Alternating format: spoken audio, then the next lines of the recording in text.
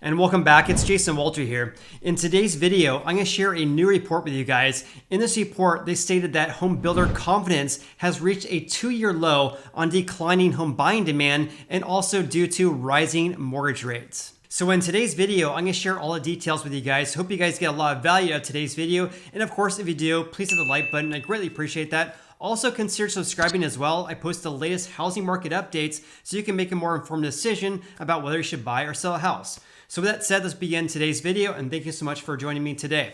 So this is according to the National Association of Homebuilders, or the NAHB. It states here, the housing market is now slowing. Double-digit price increases for construction costs and ongoing home price appreciation are now taking a toll on buyer demand. Builder confidence for newly built single-family houses fell 8 points to 69 in May. And by the way, the street was expecting an index of 75, so this fell short of their expectations here.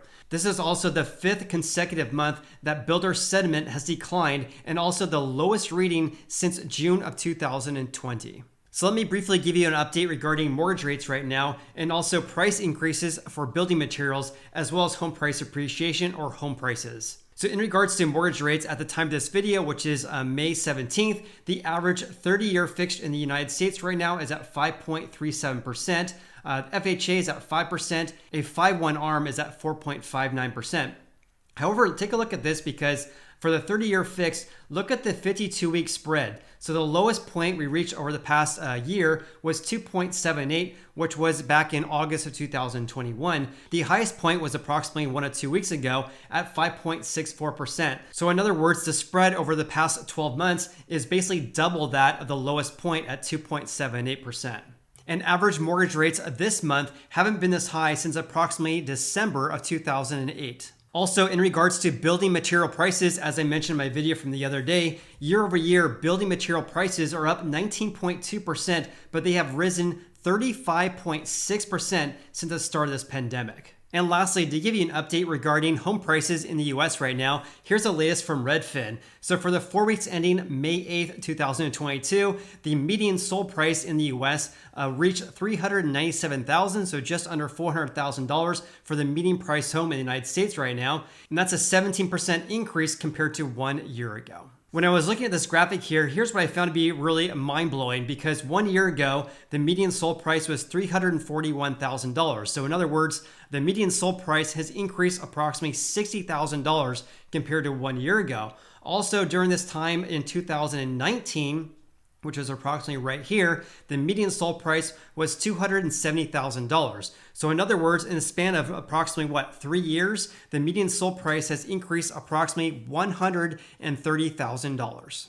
All right, so going back to this report from the National Association of Home Builders, or the NAHB, have a look at this. Here's their index since 2012. So this dark blue line here is their housing market index, or their HMI. As you can see right here, it's at 69, a big decrease since 2021. However, I definitely want to point something out to you guys because yes, we are seeing a big decrease over the past, 5 consecutive months. However, right now, the reading right now is at 69. When you look at pre-COVID, back in 2019, the index was actually much less. Back in 2019, it started to decrease. Here's something also found to be very interesting too when I was looking at this data here. So in 2018, basically January through November or December, mortgage rates on average increased approximately 1%.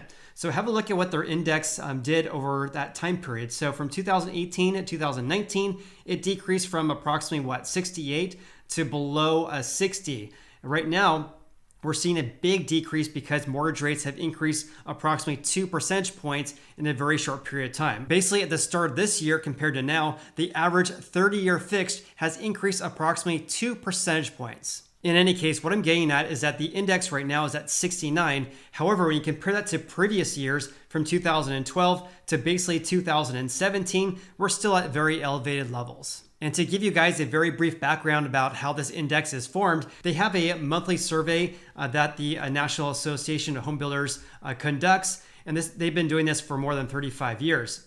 So this survey gauges builders' perceptions of current single family, that's a key word there, single family, not multifamily, perceptions of current single-family home sales and sales expectations for the next 6 months as either being good, fair, or poor.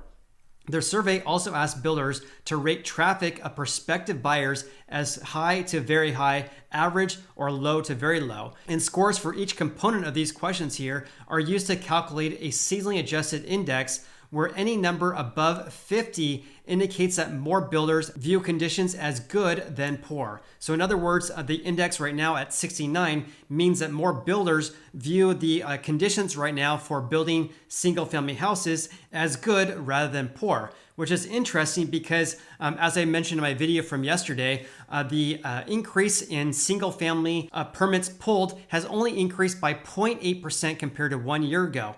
However, permits pulled for multifamily has increased approximately 17% year over year. So I'm kind of scratching my head regarding this because why would more builders view conditions as good rather than poor if they are pulling back on the number of permits being pulled for single-family construction? In any case, maybe that's a question for builders out there, but let me continue on to this article here. It says the housing market is facing growing challenges.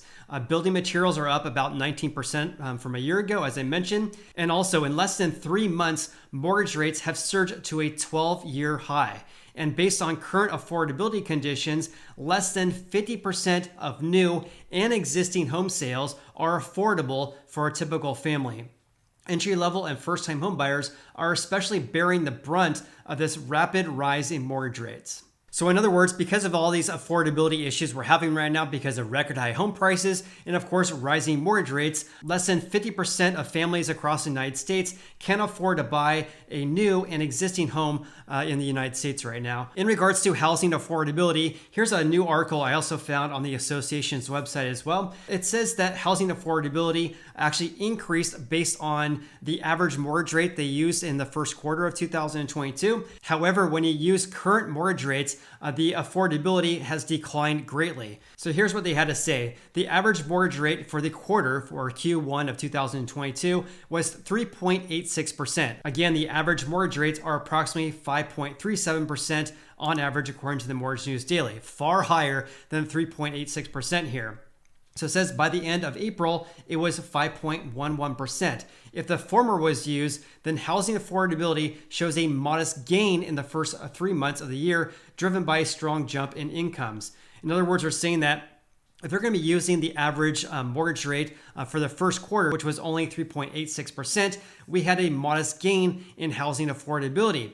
However, if the latter was used, meaning if we use mortgage rates at 5.11%, then housing affordability shows a significant decline despite the jump in incomes. I'm really glad they mentioned this because the housing affordability calculations are based on the average mortgage rate over the course of that quarter though, right? But they're recognizing that mortgage rates have increased greatly from approximately, for 3.86% for the quarter up to 5.11% in April.